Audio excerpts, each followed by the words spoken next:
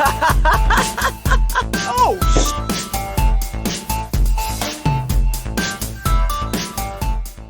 Hi friends, welcome to this week's class of Dead Funny University. I am your host and fellow student Kelsey, and this week we are talking about The Matrix, and we have a different professor this week. Cody is our visiting professor. Thank you so much for joining us and teaching us everything. How are you doing today? I am doing really well. This is a topic I'm excited about, so I'm all pumped and ready to go. Oh, I'm so jazzed. I've noticed learning from people that are excited about the subject, it's just generally a better experience when people are like, I don't know, I guess I was kind of okay with it. Like, I can talk about it. It's like, now I don't want to talk to you about this. No, The Matrix is definitely a movie that I love, so I'm pumped. I've never seen the movie. I've heard jokes that I don't understand, and I'm hoping after this conversation I will actually get some of these jokes. So whenever you're ready, I am ready for this first round of questions. All right. So, first question is, what is Keanu Reeves' character name in The Matrix? Our options are Mr. Baggins, John Cena, Neo, and Mr. Anderson. Well, I feel like you set me up for success on this one, so I'm going to go with Neo. Okay, now, here's do I tell you if you're right or you're wrong? You do not at this point. You Okay. tell me at the end when you ask me the questions again. Okay, gotcha. What is The Matrix an allegory of? The labors of Hercules, Plato's cave, the Christ story, or WrestleMania? The Labors of Hercules. All right. Wait, you didn't want to go with WrestleMania? Are you sure? That was the bleeding heart answer that you really should have picked. All right. Who directed The Matrix? By the way, do you like my clip art of a director? I love your clip art of a director. What That's happened fantastic. was I Googled director and then put the first thing I found. Anyways, so who's the director of The Matrix? Steven Spielberg, John Cena, the Wachowskis, or George Lucas? I have no idea. Oh God. I don't know. I'm gonna go with. I don't think this is right. Steven Spielberg. Right. What is Zion in the context of The Matrix? A a post-apocalyptic 24-hour rave city, a computer simulation, Neo's computer, or a spaceship? I'm sorry, I just said a ship. A post-apocalyptic 24-hour rave city. Why are humans in The Matrix? They're being used as batteries, organic CPUs, slave labor, or they are animals in a zoo.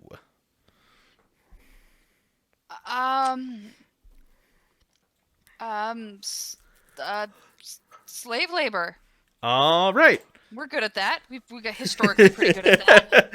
Okay, so we're going to talk about The Matrix as a setting just in real general terms. So this isn't really the story, it's just kind of setting the scene. Okay, so Okay. Real fast. Did I ace that quiz though? I think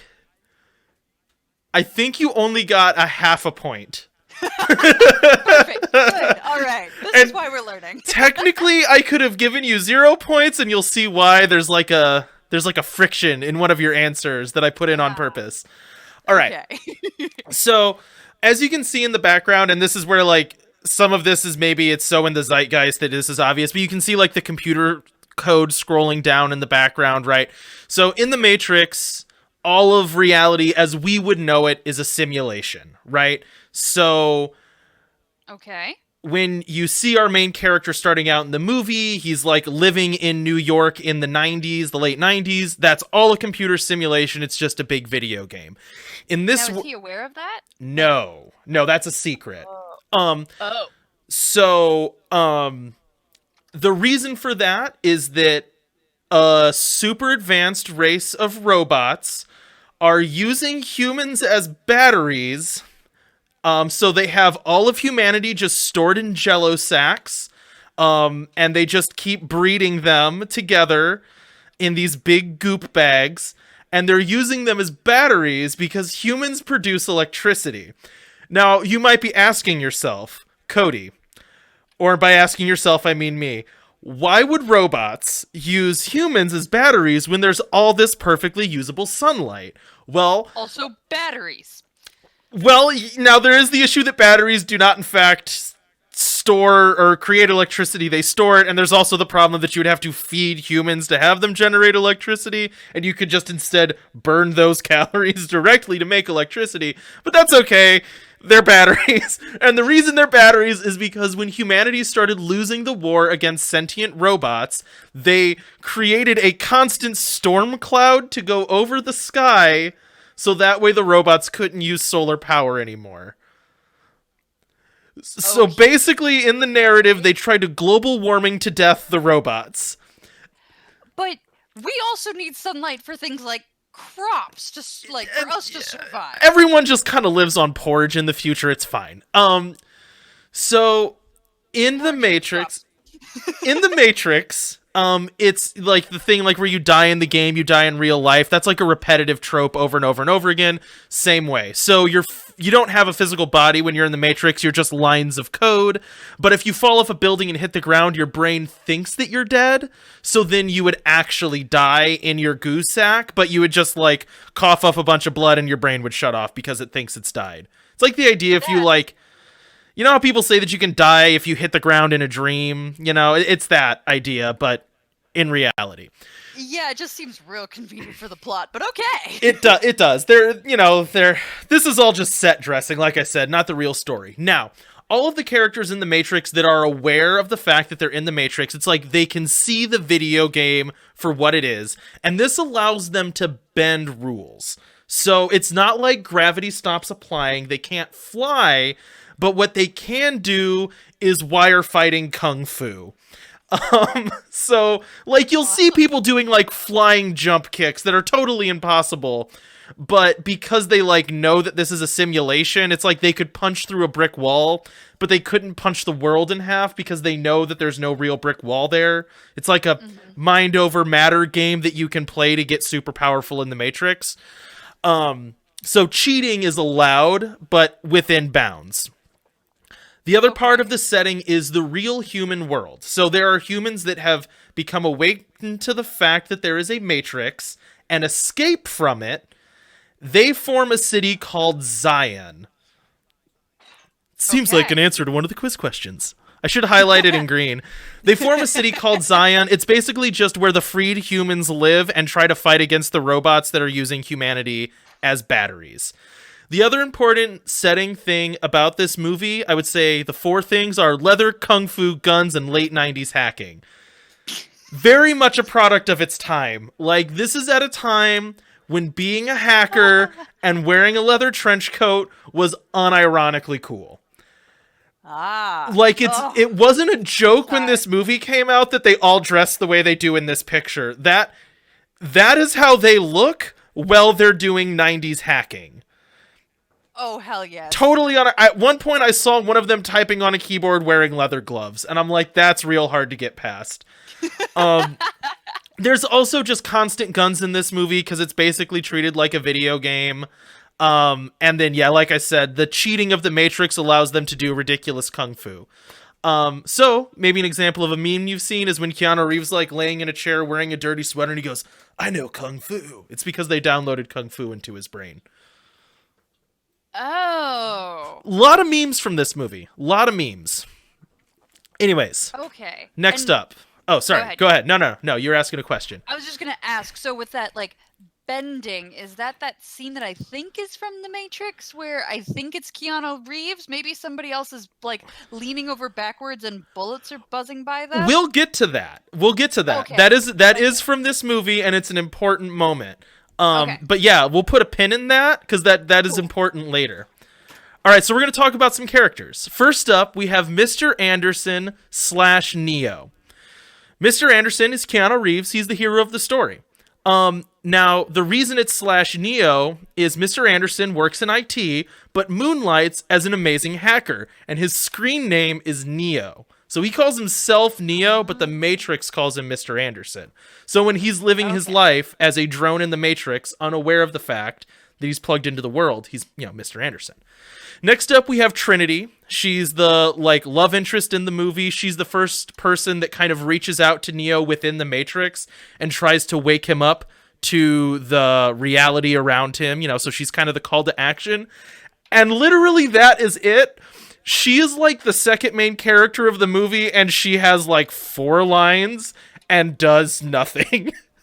So is she basically, could she be replaced by a sexy lampshade with information on it? Yeah, basically, which I feel bad saying. I thought she was gonna have more dialogue. Than I rewatched the movie, and I'm like, I don't think they have a scene together alone before she professes how much she loves him. Like, in fact, she has a scene alone with another guy just to talk about how much she loves Neo, and never actually says that to Neo. Oh, God. All right. All right. So, also late 90s. Cool. Good. Yes. Then we have Morpheus, guy on, I think it would also be You're Right. He's the captain of a ship called the Nebuchadnezzar. Also, his name is a reference to the Greek god of dreams. Morpheus is like the Gandalf of this story. He's the old wise mentor. He believes that Neo is special.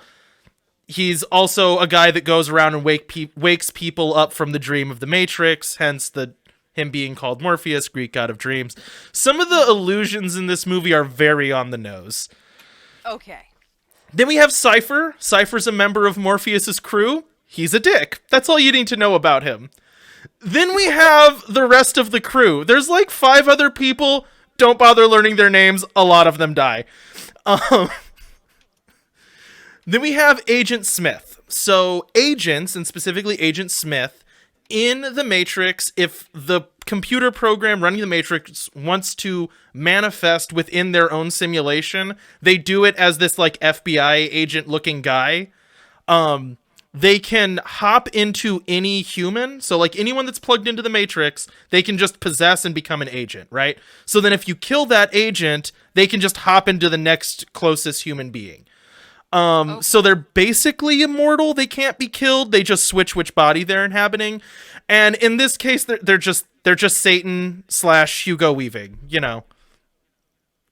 Okay, now, when this is reflected in the movie, because I imagine somebody kills Agent Smith at some point, and then he shows back up, does he show up wearing a completely different body? Are we looking at a different actor carrying this persona forward? No, so, like, when someone gets turned into an agent, their face, like, goes all static, and then they just turn into Hugo Weaving. That is super convenient. Otherwise, that'd be terribly confusing. Yeah, okay, yeah. Now, that rule changes later on, but that's in the next 2 movies, and we'll talk about that later. And the final character is the Oracle. She makes vague predictions, and she says metaphysical stuff about, like, mind over the Matrix. You know, have you seen the... Okay, here's another meme. Have you seen the thing about, like, the bending spoon? Like, where someone's staring at a spoon and it bends, and they're like, the trick is that there is no spoon. That's, like, in her house. There's, like, a little kid bending spoons with his mind. Okay. It's another Matrix meme.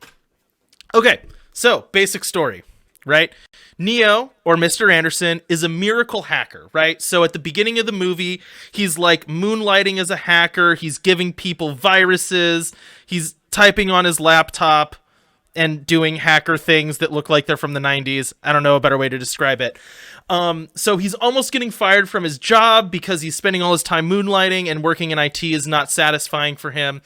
And near the beginning of the movie, he almost gets caught by some vague government agents, right? So people show up to his office and they're like, look, we know what you've been doing. You're a bad guy. But he manages to escape with the help of Trinity, who we mentioned before. And this is where he finally meets up with Morpheus, who is this, like, also vague hacker name that he's, like, heard on the internet, you know? Morpheus gives him a choice to either take the red pill or the blue pill, another Matrix meme. The red pill will wake him up to the truth of the Matrix, which at this point Neo does not realize is that all of his reality is false, or take the blue pill and you just go back to living your, you know, boring life. Neo decides to take the red pill and is woken up from the Matrix. So he literally awakes in his goo pod and is, like, flushed down a toilet, and Morpheus picks him up with his ship, and they, like, start trying to regrow his atrophied muscles and stuff. Now, when he wakes up, does Morpheus look like he does in the Matrix? So kind of, I should have put a side-by-side. People's faces look the same, but their hair and clothes are different. So most people have, like, really short hair because, like, they're all bald when they're in their tubes. So when Neo's, like, first goo-born, he's, like, bald, no eyebrows, but then his, like, hair, he, like, grows, like, a little bit of fuzzy hair, you know? And So most of the characters look similar, so you can tell who is who, but not exactly the same. Yeah, that answers that question. Anyways, sorry, that trailed off. So, once he's woken up, he starts going through a series of like training things. So this is where there's that meme of someone plugging something into his brain and then they just like download the knowledge of kung fu into his mind. So he like learns a bunch of like martial arts skills because they can just download that into your brain, right? So when he goes into the Matrix, he knows kung fu. At this point, this is where everyone starts telling him he's like this special chosen one. And it was like kind of like people were keeping it a secret. Like Morpheus wasn't telling him like, oh, hey, you're the secret chosen one. But other people keep saying like, hey, are you this special chosen one that Morpheus is all obsessed with? Or are you not? And he's kind of unsure at this point. So to solve this problem, they go and talk to the Oracle, who we talked about before, right? She makes vague predictions. And she tells Neo that, one, he is very talented within the Matrix. Like, he picks up learning things within the Matrix really fast. He can bend the rules a lot. But right now, he is not the one. And she also tells Neo that either Neo or Morpheus must die. At this point, someone on the Nebuchadnezzar, Cypher, the Dick crew member, betrays Neo, which results in everyone in the crew dying, except for the people that I named. That's why they didn't get a name. And Morpheus is captured. Neo and Trinity both make it out alive. At this point, they're like ready to just... Oh, okay, so there's something I didn't tell you. If you unplug someone while they're in the Matrix, it kills them. You have to like... Oh. You literally have to pick up a landline, because at this time, landlines were how computers talk to each other. So within the Matrix, you would have to pick up a landline and get called back out of the Matrix. Oh my god, I so love that this super advanced race of robots is upset by somebody picking up a landline just because that's where technology was. Yeah, so like they would have to go and find a payphone, and then like someone in the real world would call that payphone and then download you back out of the Matrix into your body. Oh god. So that's all. So anyways. Love it. And before they kill Morpheus, because he's been captured, Neo and Trinity decide to go on a suicide mission to rescue him. So this is where fighting agents is generally considered crazy. He's been captured by agents. He's like being held in a military compound.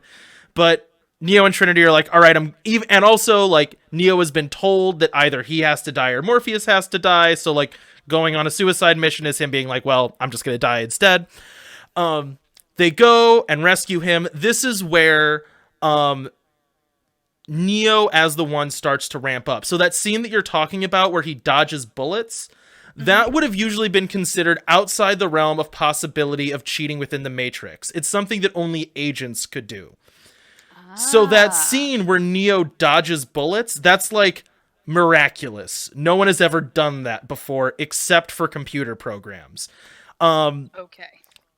Also, well, we'll talk about that scene later, but that scene's actually really cool for a lot of reasons. But anyways, there's like special effects reasons why that scene's neat. So they go on this suicide mission. They do manage to rescue Morpheus, but right at the end, before they can all escape on their landlines, Neo is caught up, like the Agent Smith catches up to Neo, shoots and kills him, and he dies. Ooh. He then comes back to life after Trinity whispers something about being in love with him into his ear. It's the one valuable line of dialogue she gets. He comes back to life and has like come back awoken as the one. So before he was fighting people and dodging bullets in the scene that you see on the screen here, where he's like holding up his hands, he's just able to stop bullets and the fight changes. This is actually a really cool moment where before they're doing all these crazy wire fighting things and like jumping around with guns, after he dies and comes back, he just stops the bullets. And then when Agent Smith attacks him, at first he's like fighting, but he just like puts one arm behind his back and is holding perfectly still, just blocking every blow. And then like the climax of the movie is Neo, like the way it's done in the movie is he like jumps into Agent Smith and then just deletes him from existence. Whoa. And then like the last scene is Neo flying around in the Matrix and like Rage Against the Machine comes on. So, you know, it ends like a good 90s movie. Like There's like an ending monologue where Neo's like on the landline calling the computer like, I'm coming for you to fury all the humans. Boom, Rage Against the Machine comes on, and Brilliant. that's the movie. Okay. Brilliant. Okay, so far it sounds a little bit like a pipe dream, but amazingly fun. I love this movie, and we're gonna get into why here in the next 2 slides. But I love this movie for it's really a simple story. It's a very basic story, but it's well done. Like, they do a really good job of hitting all the appropriate beats at all the appropriate moments. Mm-hmm. But anyways, do you have any questions just about basic story? No, not at this point. Okay. I do. I take that back. No, go for it. Go for it. So you're telling me Neo then at the very end calls the robots and I'm gonna come get you and free all your humans. Yeah. Are you asking how there's sequels to this movie? Well, no. We'll get there at a different point. I'm wondering why, if he has the abilities that he has, why he has to, like, he can delete code, so why can't he delete the code that's saying, hey, if I wake you up in your goo pod, like, you're fine. Basically, if he deleted that code, then they could just go and wake people up in their goo pods, and it's a totally different experience. That is basically how I assume The Matrix 1 ends. Like, Neo's abilities within the Matrix have become literally deific. He is unstoppable within the system of the Matrix. He and that's the other thing, his vision changes. So like, if you've ever seen like the green text scrolling down in like ribbony waves, that's from the Matrix. And like when he dies and comes back, when he's in the Matrix, he just sees code. He doesn't actually see the physical world anymore. Like, he's doesn't have to like fight anymore. It's like fully deific at the end of The Matrix 1. So what you just said is what I assume happens after the movie The Matrix 1. The thing is, they made sequels, and that changes. So I'll complain about that in another episode. For now, this movie has an amazing end that feels like a conclusion to one story. Okay. Right, I will save my other questions, so go ahead with the rest of your explanation. Okay, so the first thing we should talk about is biblical parallels. This is like the most on-the-nose part of this movie. So right at the beginning, Neo is a miraculous hacker. Like, the first person that talks to Neo calls him his own personal Jesus as Neo's handing him information. When Neo hands it to him, he's like, "Don't tell anyone about me. I'm a secret." Which, if you're really hip on the Gospels, that's very Gospel according to Mark, where Jesus just shows up, does something, and is like, "I'm a secret. Don't tell anyone about me." Yep. Also within the text, the One is both functionally a Messiah, but also directly referred to as a Messiah. Like, come to create a change and lead all of humanity out of slavery. Like, he is... And I mean, like, the city's called Zion. There's just constant, like, literal, verbal, biblical references. But just the structure of that is the One is considered the Messiah of humanity being enslaved by robots. Also, at the beginning of the story, Neo has an opportunity where the very devil-like character, Agent Smith, is like, "Hey, look, we've caught you. We know what you are." This is before he's been woken up to the Matrix. And he's like, "Look, we can make all your crimes as a hacker go away. All you have to do is just sign this paper and we'll give you money. We'll employ you. It'll be great." Very much like the thing where, like, you know, the devil takes Jesus up on a cliff and is like, "Look, I'll give you the world if you just renounce being Neo," basically, you know, being the One. And he, you know, refuses that. Also, so Morpheus ends up being very much a parallel to, like, John the Baptist, you know, like, he finds Neo and then wakes him up to the Matrix, and the whole imagery of him being born again in water, he's like, there's a lot of splashing and dunking of heads. He ends up being very oily afterwards, so it's like, oh, look, he's been anointed and born again. Wonder what this could possibly be a metaphor to. And that's kind of like the beginning of his journey. The people that follow him all have faith in him, so people are constantly coming up and informing him like, oh, you're the one. You're the special chosen one. I realize I have faith in this. People are affirming his Yes, identity. yes, Yeah. over and over and over again. One thing that is similar but is more pressed forward in The Matrix is like, there's the part right at the end of the Bible where Jesus, or the end of the gospel stories, where Jesus is like, take this cup away from me. I don't want to get crucified. That's the thing that Neo does a lot, where he's like, I don't actually want to be the special chosen one, but I have to be. So, there's that. Also, like, as the story starts ramping up, Neo frequently does more and more and more miraculous things, like being able to dodge bullets all of the sudden. And even more than that, just being able to fight against agents. He's like constantly ramping up how much you can cheat within the Matrix. There's also the part where one of Neo's followers, Cypher, betrays him because he wants to get plugged back into the Matrix so he can eat steak again. Which sure does seem a whole lot like one of Jesus's followers betraying him for money. There's also the part where Neo dies and then gets resurrected, and as a result can then go on to fight evil. And also do even better than he could before, and he also inspires his followers to go on and do the same thing.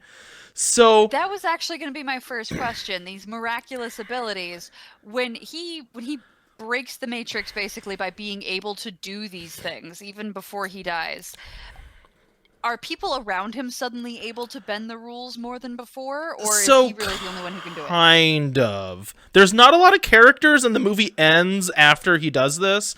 But there are scenes where both Morpheus and Trinity, who are both talented like fighters within the Matrix themselves, seem to stretch the rules more as well, like not as much. But there's a part where like Morpheus breaks handcuffs like without any help, and like he's being brainwashed and just manages to fight that off somehow, which they've all already shown some supernatural abilities because of being able to cheat the rules. So it's like kind of vague on how well this parallel works. But for the sake of my argument being that Neo is Jesus, I'm going to say yes, that does happen because it supports my thesis. All right, go with it. All right. So then the second thing I want to talk about is the monomyth, which I think is kind of the second reason why this movie is so relevant and why it stays so like appealing even years after it comes out. So the I guess first question is, do you know what the monomyth is, or like you familiar with that term? I know, I don't know it under that particular language, but this is the basic crux of a hero story, correct? Yes. So it's the idea that there's like usually basically most stories follow a certain format. Yes. Hero's journey. I know it under a different language, but yes. Right. So you have your hero, which is like Neo/Mr. Anderson. There's a herald that brings the character into the story, Trinity. There's a mentor character, Morpheus. They have allies, the crew / the Oracle. They get betrayed by someone eventually, Cypher, and there's usually this shadowy figure that's the evil version of them, Agent Smith. Yep. All of this directly applies to everything like Star Wars, Harry Potter, Lord of the Rings, like many stories. Once you kind of see this format, it comes up over and over and over again. It comes up internationally. This is not an American story format. This is a human story format. It is, and it is... I don't know enough to say this. It is very specifically a Western story format. And I'm curious about how that crosstalk happens. Like, there is some elements of this story that are, consistent across a lot of cultures. But finding the origins of why this format happens so often is interesting, because you can see it kind of spreading and influencing other pieces of work. So, right, like the basic structure is you have your ordinary world where the hero is dissatisfied with their life. They are called to adventure and refuse initially, which does happen in The Matrix. Like, the reason he is captured by agents is because he doesn't go with Trinity the first time she asks. They meet with a mentor and then cross the threshold into, the real world, or the special world, whatever. That's Neo waking up from The Matrix and meeting Morpheus. They then have tests, allies, and enemies, right? This is where Neo is training. He goes back into the Matrix to meet the Oracle. Then there's the ordeal where Morpheus is captured and everything seems really terrible. Then there is like this reward part where Neo decides to go back in and he's going to seize the sword and do his thing, right?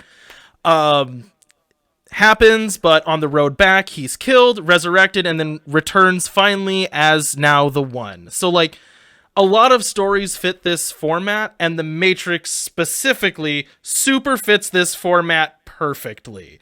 Mm-hmm. Like really seems like the person that wrote it like downloaded this thing that I have on my screen and was like, I'm just gonna fill in, but a lot of things do this. Like, and I think what's cool about The Matrix is how on the nose it is with certain ones of these things, like being the hero's journey or being a biblical allegory. It's cool that it's as on the nose about those structures as it is, because it makes analysis really easy and really inviting for people that are maybe not used to doing this type of analysis. And yeah, so that is The Matrix. What questions do you have for me? Oh my gosh. First of all, brilliantly well done, Cody. That was so entertaining and fun to look at. Thank you so much. I'm so grateful you're teaching this. I'm glad you enjoyed it. I had a lot of fun putting it together and watching The Matrix again. I'm glad I was your excuse to do that. So usually a lot of my questions that I kind of want to sync back to are to understand the character better, but it seems less like this is character driven and more like this is kind of world conflict driven. Would you say that's accurate? No, I mean Neo does have a character that you could ask about. So I mean you could question things about him or Morpheus or Trinity or Cypher. Once you get to the characters like the Oracle and Agent Smith that are like fully metaphorical, like not human, then it's like whatever. I don't really know how to answer those. But I mean Neo is a character that I did not go into a lot of depth on, but has stuff about him. Then we'll jump into him just a second. Real fast with the Oracle. You said she's not really human, and I'm assuming it's a she, but I'm not totally sure. It is a she, yeah. Excellent. Well, that's a spoiler for the second two movies. Oh. It presents itself as a she, in the same way that Agent Smith presents itself as a he. They are both computer programs. Neat. Okay. Now, what I'll say is in The Matrix 1... They never say that about the Oracle. That's kind of just said later on, where they're like, she's a program. I don't know what else to call it. In The Matrix, she's just mystical and unexplained, which I prefer, but, whatever. Okay. So Matrix 1, you can leave that movie believing that she's a human that just seems to have a little bit greater sense of the Matrix. You could leave that as she is a mystic woman who is plugged into the Matrix, but by her own spiritual discovery has realized that and grown past it. Okay. But then the later movies say something else. Whatever. They say that she's some kind of a computer program. Yeah. What is the purpose of this computer program? Well, that is spoilery for the next two movies. She's like the equivalent of the Matrix attempting to replicate humanity in a program, I think, but that gets unclear in the later movies. What so she she's is kind of a failure AI attempt? She's a successful AI attempt, kind of. The Matrix finds out that it doesn't work without like empathy and stuff, and they like need a chaotic force, which I don't know what that says about like subconscious like gender stereotyping, that they're like, all right, so there's an architect, he's a man and he makes everything orderly and it doesn't work well, so they need the chaos of a woman to come in and be weird. Like, oh god, oops. Yeah, we're not gonna jump into that seems a little 90s on the head. yeah I think at that point it might be 2000s, but whatever, early 2000s. Which, of course, by early 2000s, all gender stereotypes were completely out the window by then. Right. So I can't imagine how that got into the script. But anyways, that's actually not text in the first movie. So all you know about her is she's a mystic old lady. Okay, got it. Mystic old lady. We learn more later. Cool.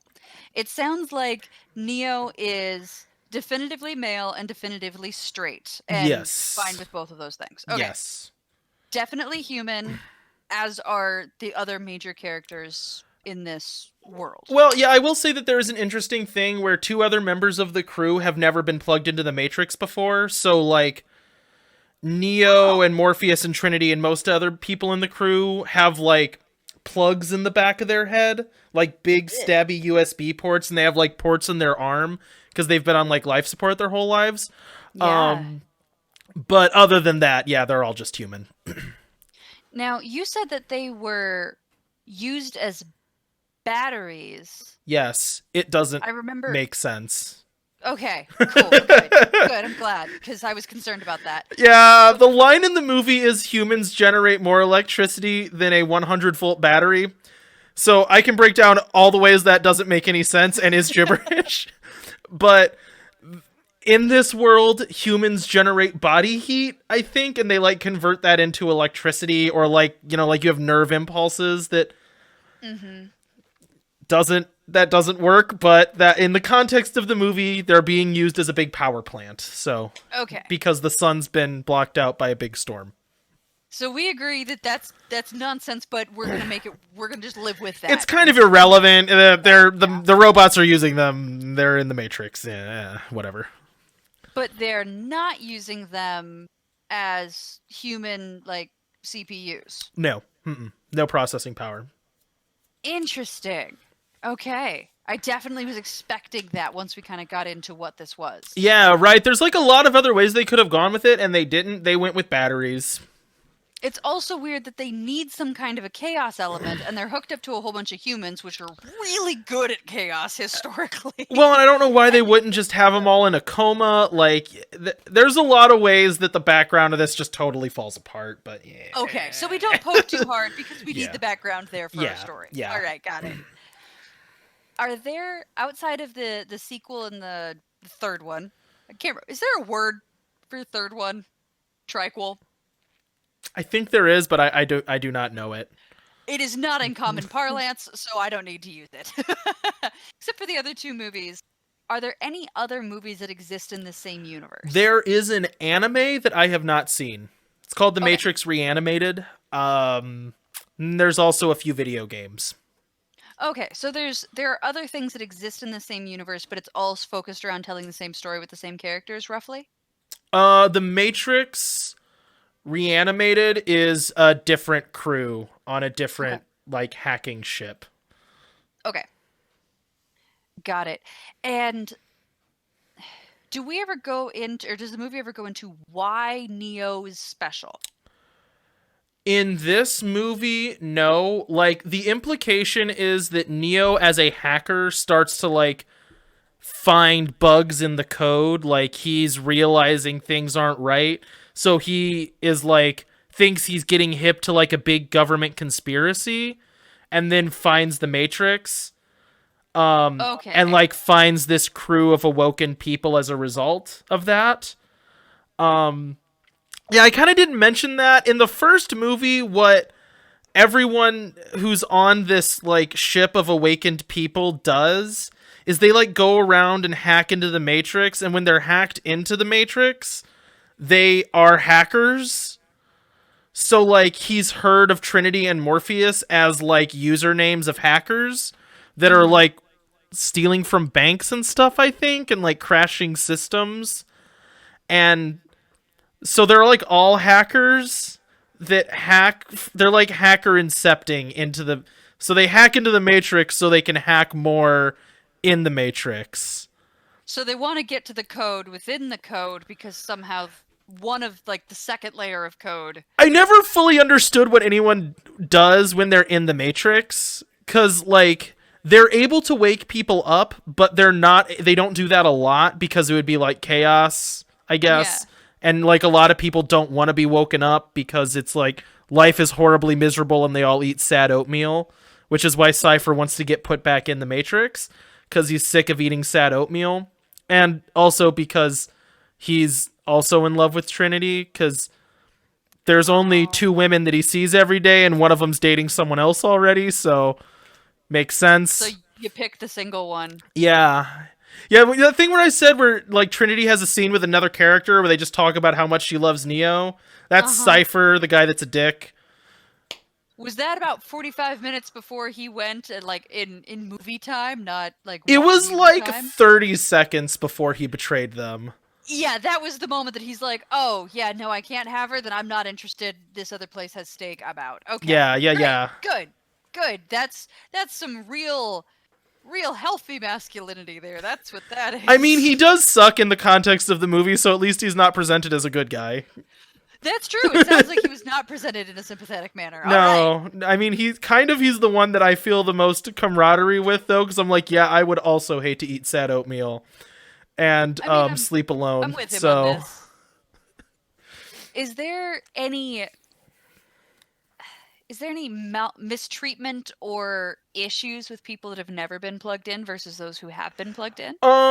In the first movie, no, other than, like, there's a certain pride in being, like, naturally born human rather than, like, goop-born human, but they just fulfill different roles, because, like, this ship is full of people that hack into the Matrix and go on action missions, so the people that stay back on the ship and, like, hack the Matrix from the real world side don't have the plug in the back of their head and can't, like, go into the Matrix.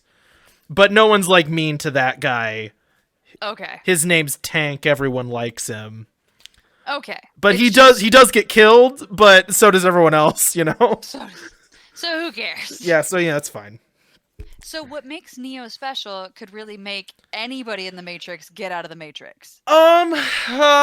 Well, it's never explained whether. Okay. So the implication is that when Neo goes and sees the Oracle, he has potential, but has not yet become the one because he doesn't have faith in himself yet. Like that moment where he decides to go on he's told by a woman that tells the future, either you're gonna die or Morpheus is gonna die, and then Morpheus gets captured and they're about to kill him because he's been captured, and Neo's like, no, I must go on a suicide mission, you know? So that's like that action, that kind of self-sacrificial, deciding to allow himself to be killed. I'm, again, heavy-handed imagery. Yeah, no, I'm following. He doesn't get nailed to a cross, but it's real close, you know what I mean? I'm following. So I love that my heart is warmed by the fact that even in a world that has been taken over by robots, where human beings are goop born and goop bred and are plugged in to be a battery in a science system that doesn't make any sense, even in that world where human beings are just lines of code, the confidence code is key. Yeah, Neo has to learn how to have some game before he can be the one. That cracks me up. Okay. It is kind of like a thing about believing in yourself and like the power of choice, you know. I mean, I'm all for that, but sometimes when you do it in some of these stories, it's like, but that wouldn't. I agree with you on your message, but that does not matter.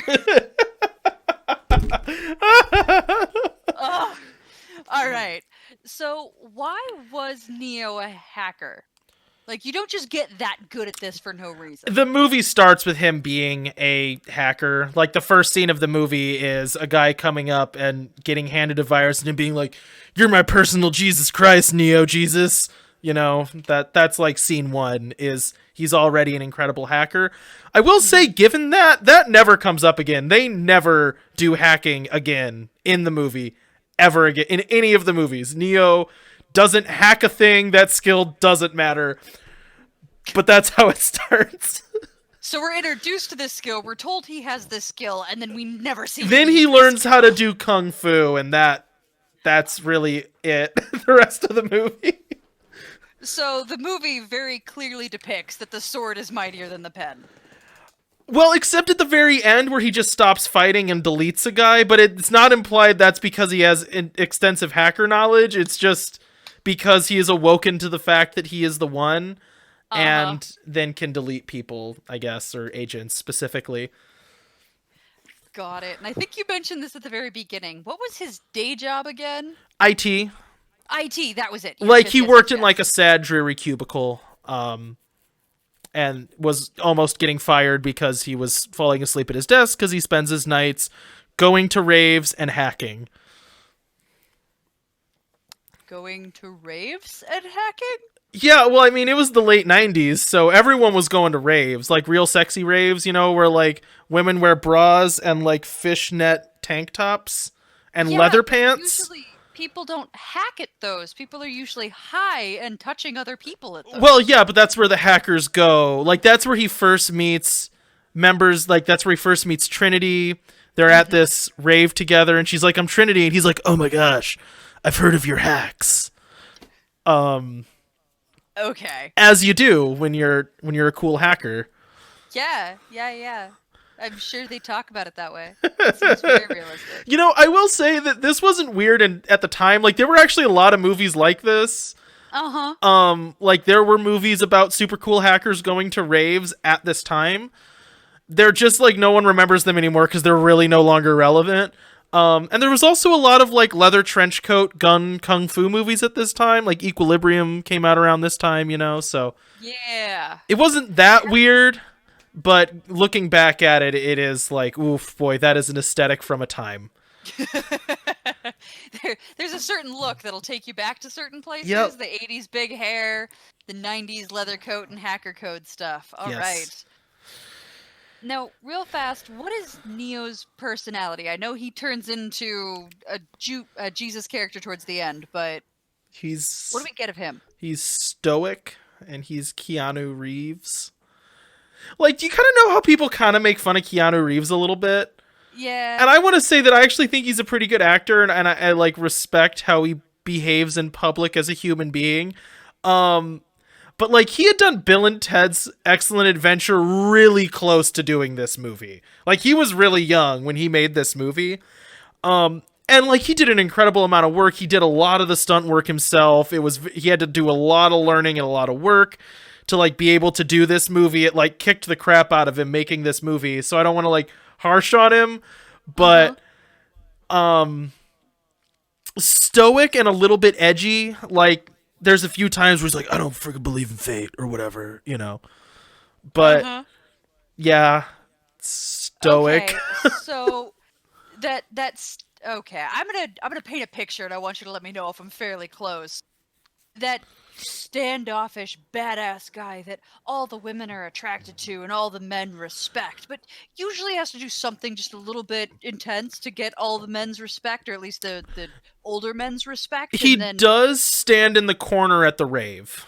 God, yes. Yep, so, that is the exact guy I'm describing. And he like lives alone in a sad concrete apartment just hacking, I have gone on rants on this channel about how much I hate this character, but my guess is at the time this was made, this was the start of this character existing. You know who is cool, though? I will say, like, excellent character, Morpheus. Morpheus is so cool because he's, like, just fully a fanatic. Like, he absolutely 110% believes Neo is the chosen one and is going to bring about a great change in the world, and that is Morpheus the whole time. He is just, like, monologuing about truth and about Neo being the one. He has cool lines.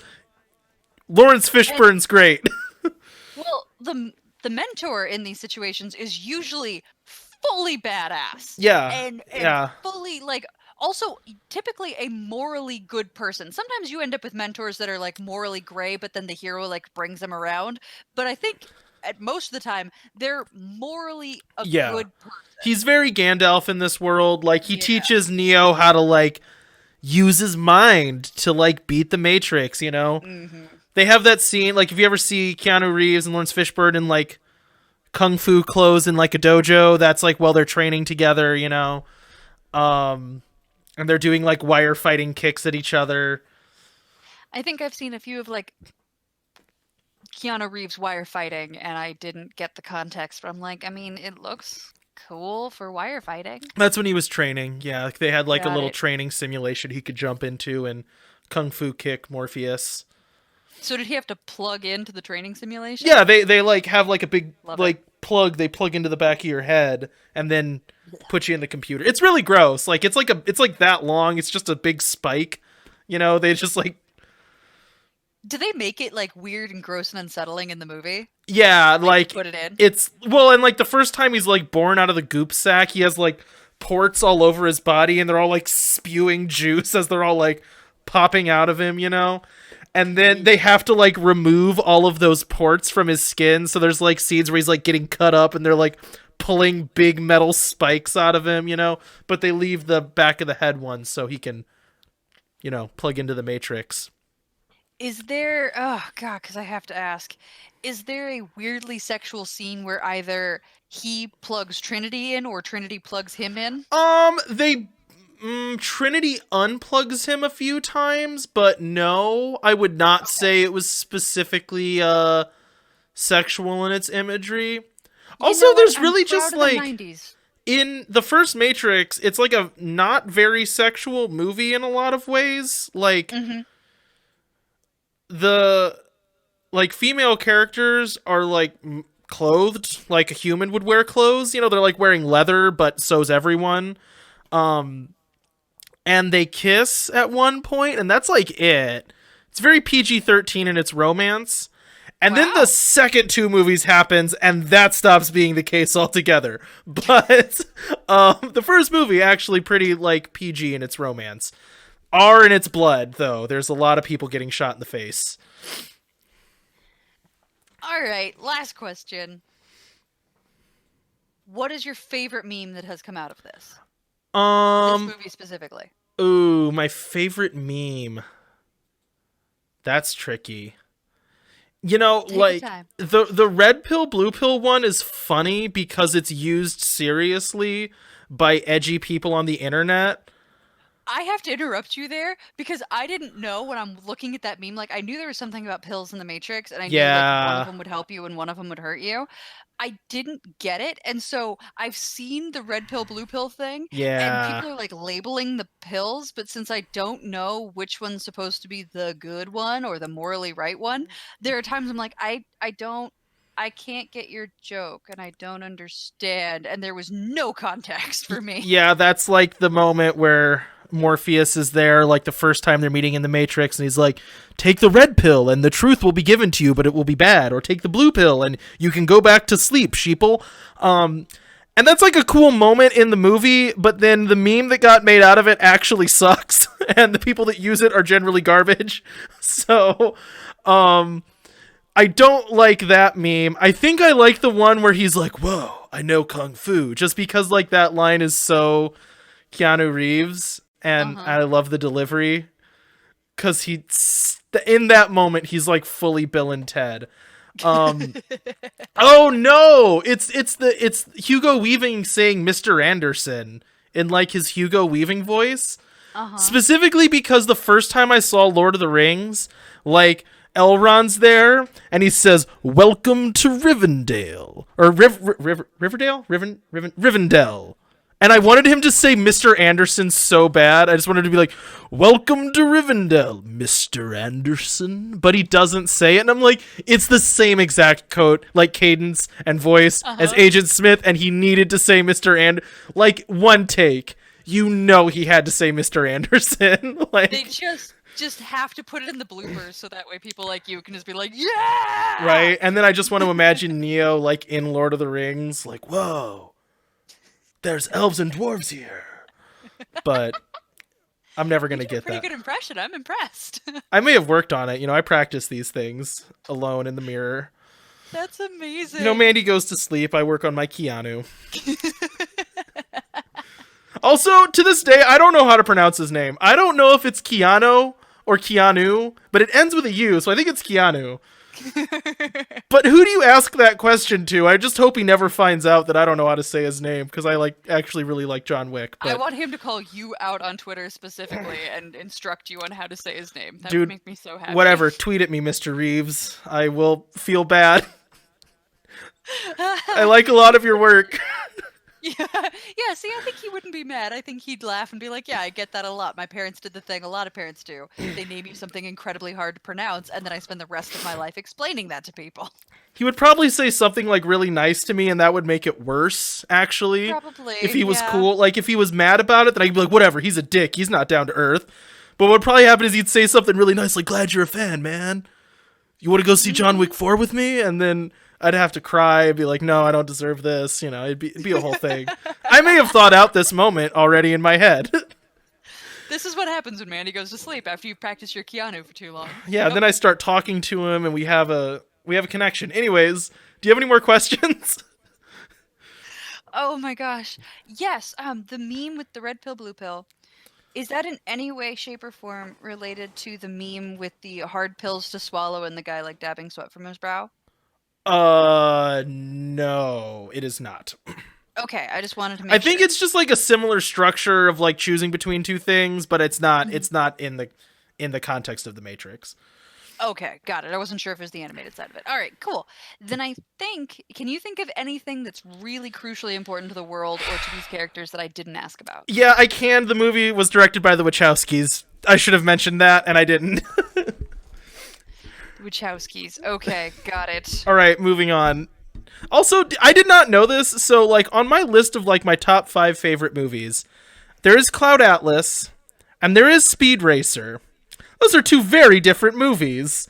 Because one of them is Speed Racer and the other one's Cloud Atlas. They're not the same. They're both directed by the Wachowskis. Like, what the heck, guys?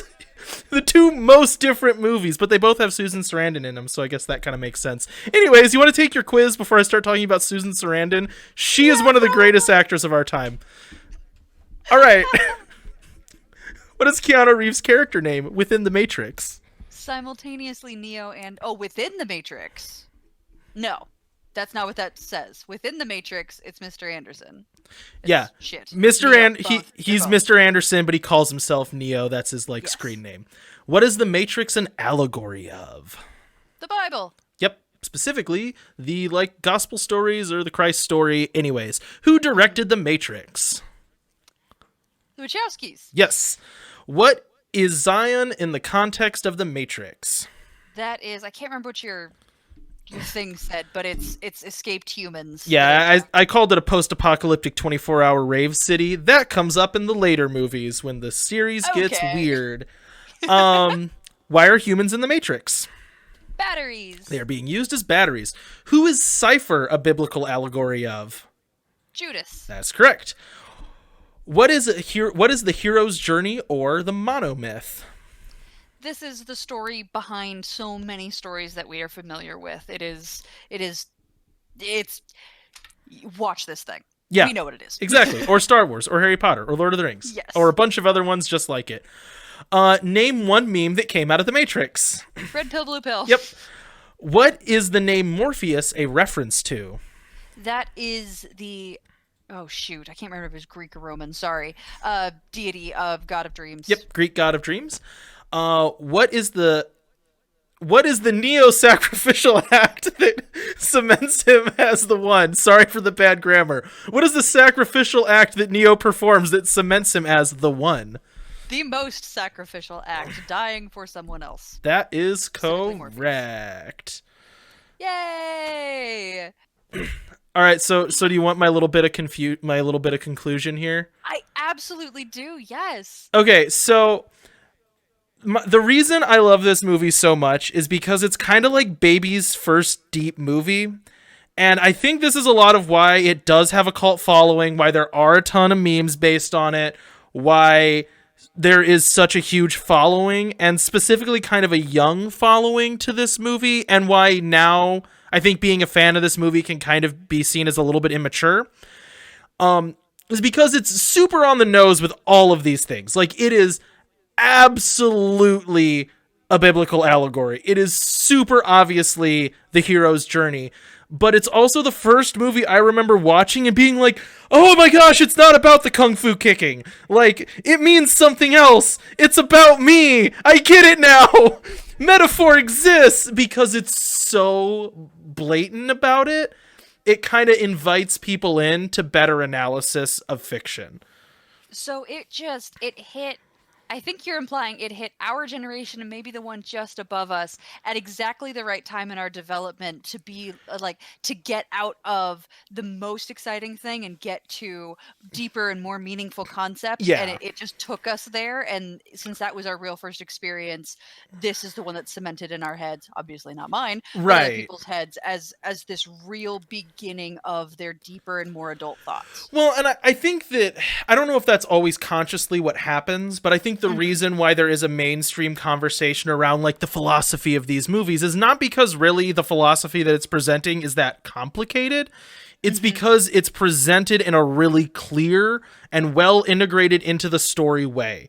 So when you watch these movies, it's not hard to get into the philosophy that they're presenting. It's really easy and really inviting to watch this movie and go, oh, was Neo always the chosen one? Or was he the chosen one because of a sacrificial act? Oh, that's an interesting story. That's an interesting question about like destiny or whatever, you know, and it, you know, everyone's wearing trench coats and kick flipping, so it's fun to watch. And then, you know, the next point that I had there was it's a demonstration of like mini narrative structures, right? Like it's a familiar enough story that it does invite you in like that. So for me, when I was really young, because I was like 10, I think, when I watched this movie, and it was like recorded off of TV, and my dad was like, oh, you should watch The Matrix. It's a good movie, you know? So for me, it was simple enough that my little 10-year-old brain could understand it and get something out of it. Which if you're not a person who's constantly trying to like analyze literature, that can be, it's difficult sometimes to watch like these like super art house movies. And it's just like, what is this even about? Like, I'm sure there's a deeper meaning here, but I don't get it. No one's going to have that experience with The Matrix. There's a deeper meaning there and you get it. I also think it's an interesting illustration of how Western culture specifically relates to Christianity and how like those like Christ-like stories come up again and again and again and again in a lot of fiction. You have these hero characters dying and coming back to life with better superpowers. It happens a lot. And once you kind of start like counting them up, it's like, whoa, this happens a lot. Like this is the crux of Western storytelling. Yeah, is like the death and resurrection thing, like, and just that whole hero's journey is so familiar, and kind of starting to like see the Matrix behind that storytelling structure is cool. Also, I kind of love the style. Like, it's super dated, but they're just, it's not ironic at all. Like, both those pictures, that's how they're dressed. Like, not a joke. I have a quick question. I'm with you in loving the style, just with the pictures you threw up. Like, it looks really cool. But if I remember correctly, the code that we see is green, correct? Yes. And the space between it is kind of a black-gray? Yeah. All the pictures that you've shown me, the characters are black-gray, and what's surrounding them is kind of this light green that is similar to that. Is that... It feels intentional. Yeah, the frequently the Matrix is a little bit green tinted.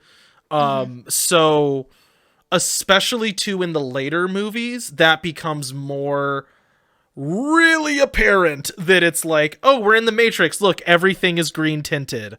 Huh. Okay, so weird. Yeah. Egregiously intentional. All right, got it. The first movie, it's a little bit more subtle.